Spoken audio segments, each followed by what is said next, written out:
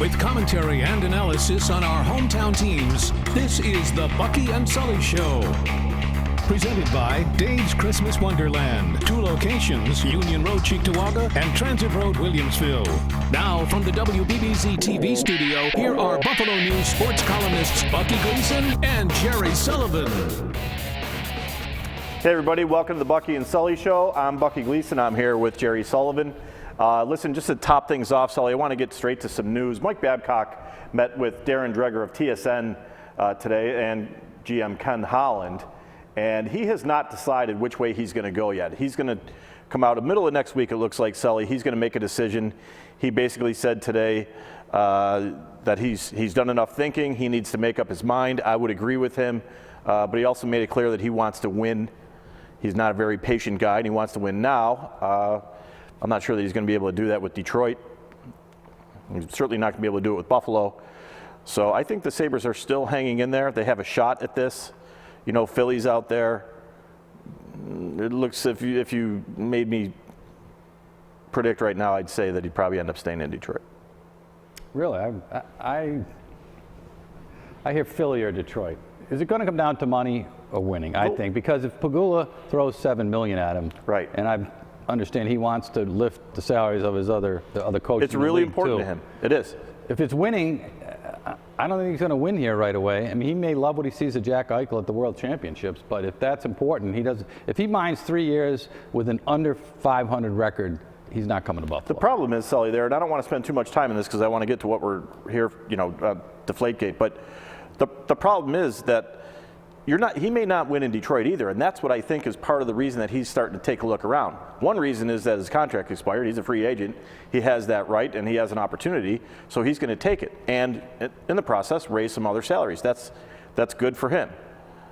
But the other part is, I don't think that he thinks he can win the Stanley Cup there, and that's what he's talking about. It all depends on where he thinks, I think, can win it all the soonest. You know, when I say right away, you know, it doesn't matter where. He's not going to go to a team that's going to win right away. That's not the option. So he's going to have to figure things out. It looks like around next Wednesday or so, he's going to make a decision, and we'll see what happens. Listen, let's get right to it, though. DeflateGate. Sully, when is this story going away? I'm tired. I'm tired. I was tired of it months ago. It's not going to go away until the next year's Super Bowl. And I think that's great for the NFL. I think Goodell should be happy about this. Brady's appealing. He's happy at all, Sully. Brady appealed. Well, you know who else appealed? It was today. It was a story today. Aaron Hernandez. Who's talking about a guy who murdered 2 people in his league? Nobody. They're talking about a deflated football. If he steps back, he might be thinking, you know, every day where someone doesn't talk about Aaron Hernandez or concussions or people beating up their girlfriends and is talking about those footballs and Tom Brady, I'm doing okay. Now, the fact that Bob Kraft has come at him in one of the greatest challenges to authority ever, still, people are talking about the league, and I don't know if they think it's such a bad thing. The NFL is a big TV show, a story, and this is great. I still think it's great for business. It is fascinating that it's Kraft, because Kraft and Goodell, I mean, they're known to be partners in crime here, and Goodell listens to everything that Kraft says. Kraft is very influential with the league, and now they're on opposite sides. So it is going to be interesting. We're going to find out a little bit more about Goodell and how thick his spine really is, because that Kraft is going to be coming, and Kraft is coming with what? Power, money, and that's what he is. He's one of the bigger owners in the league now, and Goodell's going to have to listen to him. At some point, you don't think that Kraft might say, maybe we need another commissioner? He's got a lot of power. You remember what people used to say about George Steinbrenner? That he made I remember baseball, a lot of things. He made baseball more interesting. He made the Yankees were a villain.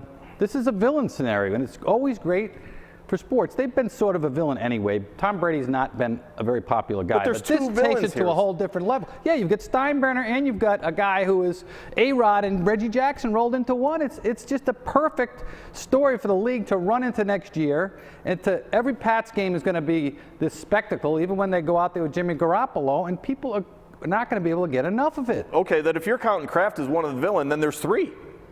It's Brady, Kraft, and it's Goodell, because there's a lot of people out there who don't trust him. That's part of it, too. Sully, look at the process that they're going through with this appeal thing. So Goodell, he doesn't hand down the punishment for Tom Brady. He leaves that to Troy Vincent. But you don't think that Goodell had anything to say about that? Any influence whatsoever? Of course he did. So what happens? Brady appeals, and then who presides over the appeal process? Roger Goodell.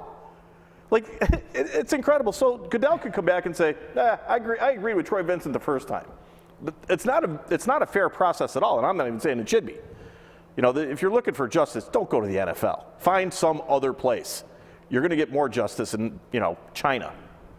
That's why this was such a tough play for Goodell, because of what happened last year. He really can't win. He's been overruled on all his suspensions. Now he's got to seem tough, but not too tough, and apparently he went too far. And he almost gave the Pats no choice. They could have just fallen on their swords and said, yeah, we're sorry. 4 games for the best quarterback of all time. Hey, keep this in mind, everybody. In the rules, deflating the football or going beyond the very narrow PSI, which I think should be larger, is a $25,000 fine. Guys get fined more for having the wrong socks. So if the NFL thought this was such an egregious offense, worthy of taking down a whole organization, why is it $25,000? Because they screwed up other cases. That's why. Because they went soft on Ray Rice, and so now they have to show that they're big tough guys, and they come down hard on this. Look, I said from the very beginning that this thing is totally overcooked. It's overblown. And because it was Tom Brady and because it was a Super Bowl, it was a bigger deal. If it was Jimmy Garoppolo, by the way, if he does the same thing and gets busted in week 2, they're not going to be facing $1 million fine or a 4-game suspension. Now you're coming out and you're saying it's a $25,000 fine? Then how can they possibly, because of Spygate? Is that the reason? I mean, that's a pretty big. They want the quarterbacks to have to deflate the footballs and put them to the. They want Aaron Rodgers happy, because I'm convinced Aaron Rodgers had them overinflated somehow. You don't think he has guys that can go in the bathroom and inflate them? The greatest rated quarterback of all time, the best quarterback in the game right now statistically, and what I consider the best of all time, 4 Super Bowls, they should both not go to the Hall of Fame then, because of the football wasn't. It's ridiculous. It's hilarious. That's what I'm saying. That's why it's so great for Goodell. We're not talking about punching out your girlfriend in an elevator or throwing her on a bed with 9 assault weapons or killing 2 people. We're talking about the footballs being deflated. It's about the game. And that's good, because it's not about all this other stuff. Well, then guess what, Sully? Because this could actually continue. You're in luck. If you're enjoying yourself so much, you may be in luck. Because if Brady decides that he's going to take this out of the league and into the court system, then you're going to find out a couple of things. 1, how flawed was the investigation that went into this thing? That's one thing. 2, Brady's going to have to give up those cell phone records that everybody's been dying to get their hands on and find out exactly what was being said and how it was said. And if he tries to come off here and say that, oh, I was kidding about that, or that was sarcastic, he's going to be in for a big surprise. Because people are smart enough to read between the lines of what's going on. You could certainly read between the lines of the 2 goofballs who are texting each other that work for the Patriots. I certainly hope he's not afraid to give up those cell phone records, because he's worried that Giselle's going to come after him with a golf club. Well, here's the thing too, Sully. The deflator reference from he called himself the deflator. Now the Patriots they're coming out and saying, yeah, that was in reference to weight loss. Were you calling yourself the deflator there a few years back when you lost all that weight? I'm the inflator now. You're both. I've been the deflator. I'm now the inflator. So I mean, this is. Look, we're laughing. I've gone from Brady to Rodgers. I want it slightly overinflated. All right, so now what happens with Brady's image? Sully, the more this continues, the harder this guy takes a hit image-wise, because it's becoming ridiculous. And he looks ridiculous, and that's somebody that is always known as being, classy and upright and all these other things, when in fact he's just a human being. I don't think he cares. I really don't. He cares enough to file an appeal, otherwise he would have called off the dogs. His image is not going to be changed by what happens in court. He's a fighter. He's not that nice boy. He's a fighter. He's one of the most intense competitors ever. And yeah, he'll try to bend the rules. And part of that goes back to when he was drafted. He's admitted that. 199 overall, and he had a point to prove since he came into the league. And even when he went to Michigan, he was the same way. So Thurman times 5. It's going to be interesting. All right, listen, we got to get to the Bucky and Sully stumper.